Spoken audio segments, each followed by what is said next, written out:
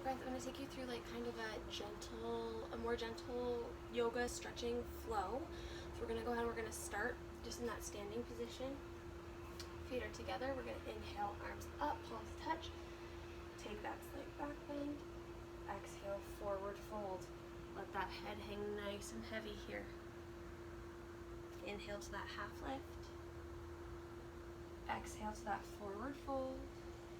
Place your hands at the top of your mat, walk or step back to the top of that push-up, the chaturanga.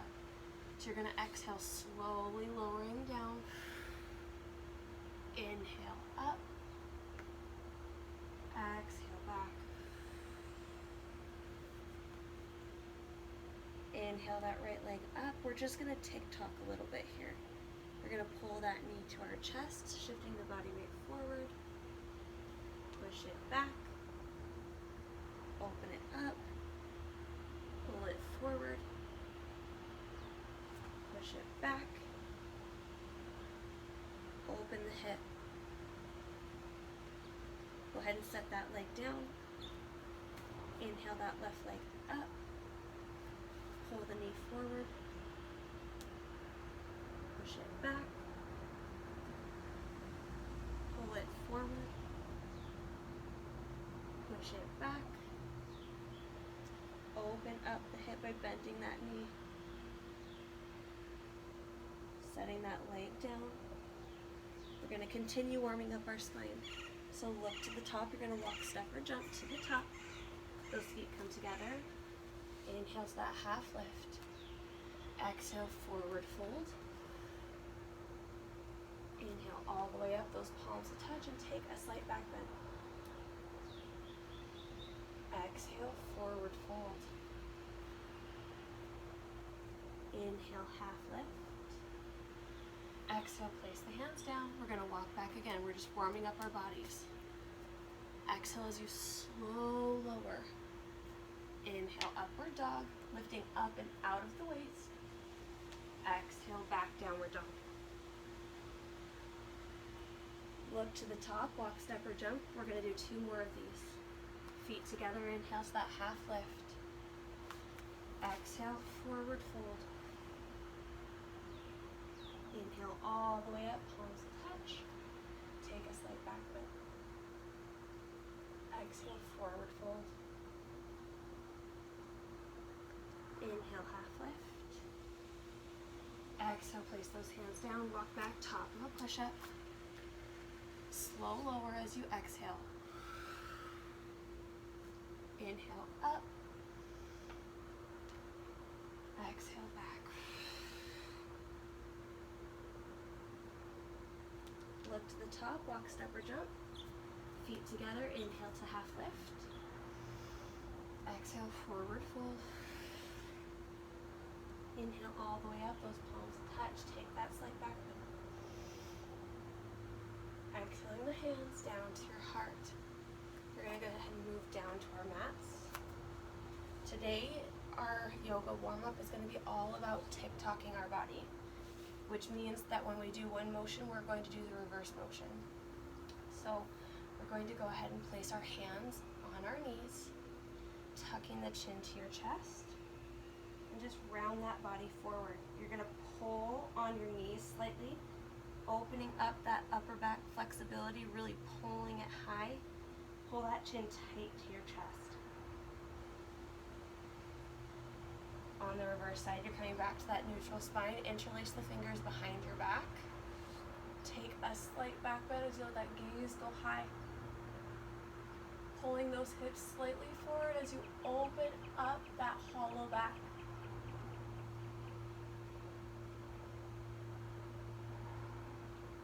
Come back to the center, grab those knees.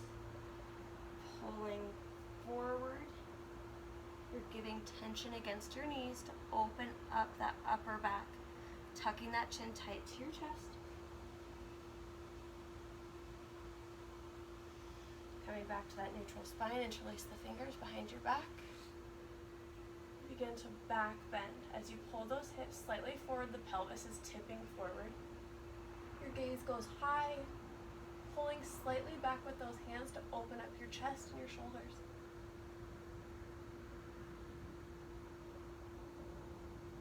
back to the center. Let's do this one more time.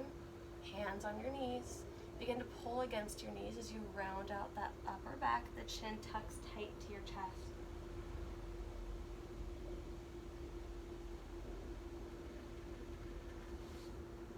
Slowly back to the center. Interlace the fingers behind your back. Take a back bend as you tilt those hips forward. Open up the chest as you pull that chest high, letting that head hang back heavy.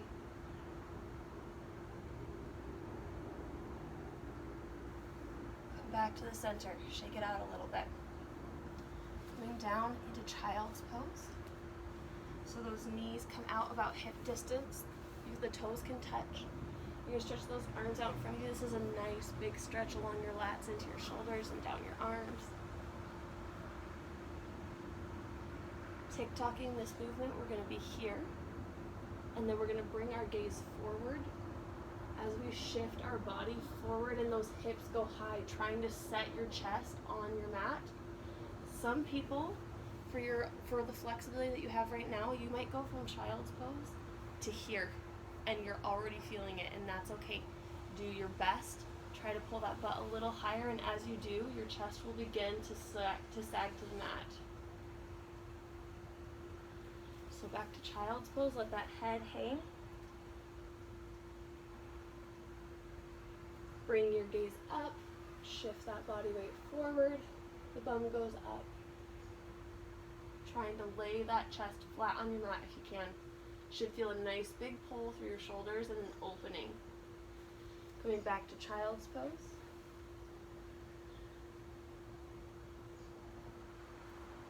Inhale, that gaze comes forward. Shifting the body weight slightly forward, the chest comes down. If this feels good, you can always increase that stretch by coming up onto your toes, really pulling that butt as high as you can. Bring back into child's pose. We're going to come up into a tabletop position. We're going to keep working on that spine.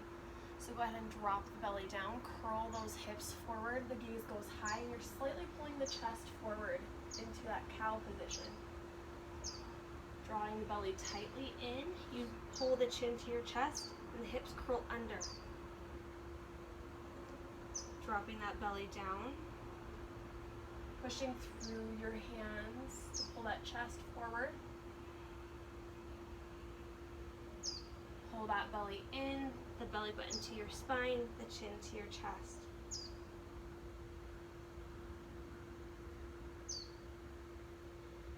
Back to that neutral spine. Let's take the left arm, reach it under your right armpit. You're just going to drop that arm down to the mat, your head as well. That shoulder should be resting almost flat on the mat.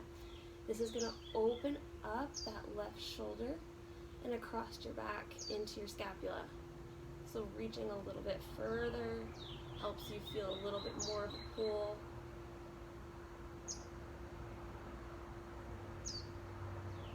Slowly come back to the center, doing that opposite side. Take that right arm underneath your left armpit. You're going to drop the body down. That right shoulder is laying almost flat on the mat. Your head as well. I'm going to look the other way.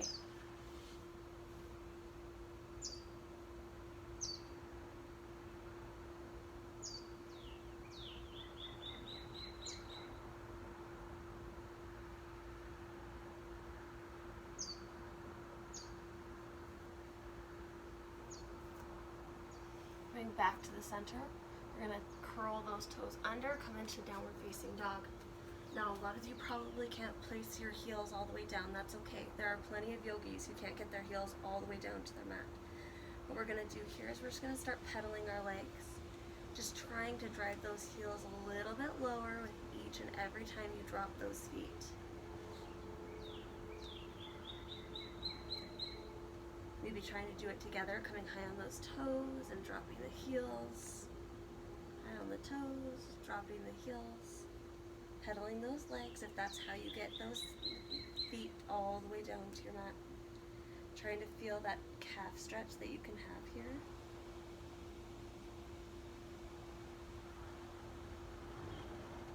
We're going to start warming up our legs a little little bit with some stretches. So coming down to your mat, bring that left leg in, the right leg comes out. This may already be a stretch for you, just holding it here. So just work as slow as you need to, doing what your body needs. Inhale those arms up, and we're gonna slowly start to reach forward towards that leg.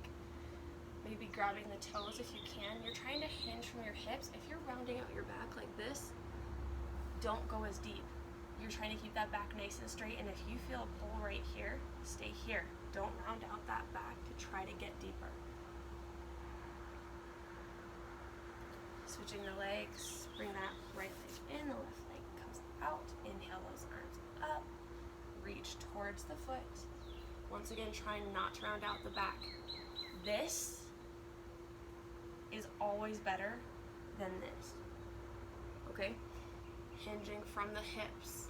We're not rounding out that back to increase our range.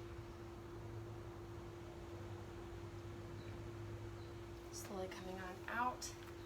Bring those legs out in a V shape. And remembering, this is all about working into more flexibility. So you can place those hands in front of you. You're trying to hinge from your hips. So bring that belly in tight. Hinge from your hips as you begin to come forward. You should feel it start to pull on that inside groin muscle a little bit, maybe in your hamstrings. We're just gonna go forward as far as is comfortable. That may be right here. This might be a pull for you. For some of you, you can get lower, maybe placing those forearms on the mat. Just remembering, I can't stress this enough, do not round out your back trying to get to the floor. That's not helpful to increasing your stretching abilities and increasing your flexibility. You got to keep that back straight so that you get the proper pull and the proper muscles, and it actually opens things up.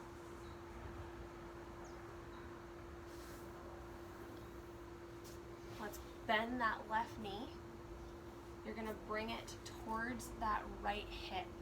So you can go here if you want more of a hip stretch. If that bothers your knee, you can bring that foot forward. So we're gonna come down to those forearms, or you can sit here. For some people, you may be here. This may be a deep stretch for you. Just do whatever you need to. We're just opening things up.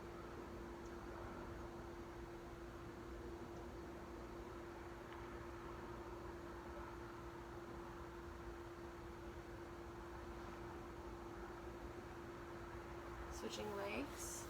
I'm gonna switch sides so I can still look at you guys. Bring that right knee, bend it, and bring that left heel towards your left hip. Coming down to those forearms. If that's where you're comfortable, you can lay the body all the way down. If you're not rounding out your spine, try to keep that back straight. I know it's hard.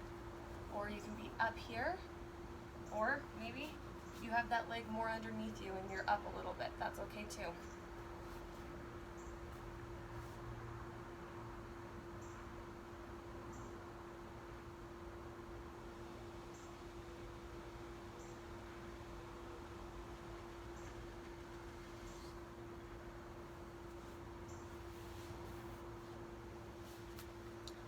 To stretch our quads today, we're going to bring that foot underneath us, kind of in a kneeling position.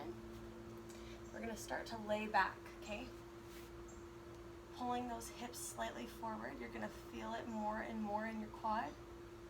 If this feels good to you, you can always just begin to lay that body down, really, really opening up that quad muscle. Trying to do it as passively as possible so that it really relaxes, it really opens, it really begins to open up that flexibility.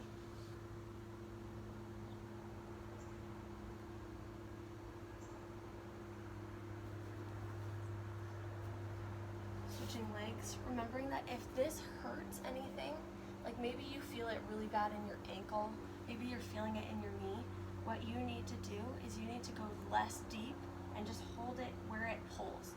Don't worry about getting deep for now, but keep with it, because if you're in a seated kneeling position and you feel a pull in your knee or you feel a pull in your ankle, that means that you need to work on your flexibility. So you need to continue to try these stretches over and over again. This is how you're going to improve. It may seem really frustrating at first, but consistency is key.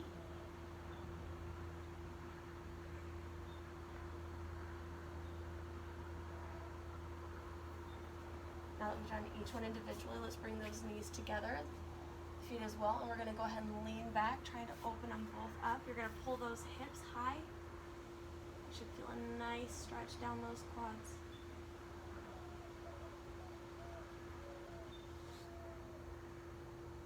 Not ever lifting those knees off the mat. They stay glued to your mat.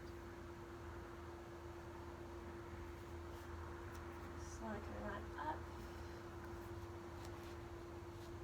Kneeling in the center of the mat. Inhale those arms up. We're going to interlace the fingers, and we're going to go ahead and just lean to the right side in a seated half moon.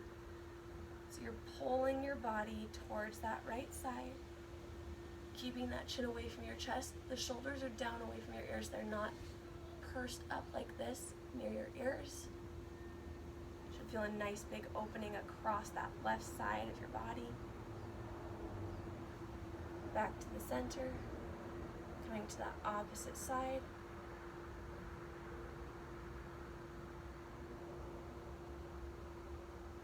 Keep that chest open, don't let it cave in. Coming back to the center. Let's stand up, placing our hands to the small of our back. You're going to push those hips forward, let the head hang back heavy in a camel position. Getting this nice big back bend, you can let that head hang back nice and heavy. Opening up your chest. You're not letting your shoulders creep forward. They're pulled back. The chest is open. Bring back to the center and come down into that child's pose. Shifting your body weight forward. We're going to come into cobra. Let's open up those abdominal muscles. Go ahead and let those thighs hang heavy to the mat. The gaze is high. You're pulling that chest high. If your shoulders are forward like this, you're not getting the benefit. Pull those shoulders back. Open the chest. Should feel a nice big opening in your hip flexors, through your abs, maybe even up to your chest. Trying not to squeeze that lower back. We're not trying to exacerbate this pose. We're just going into it naturally.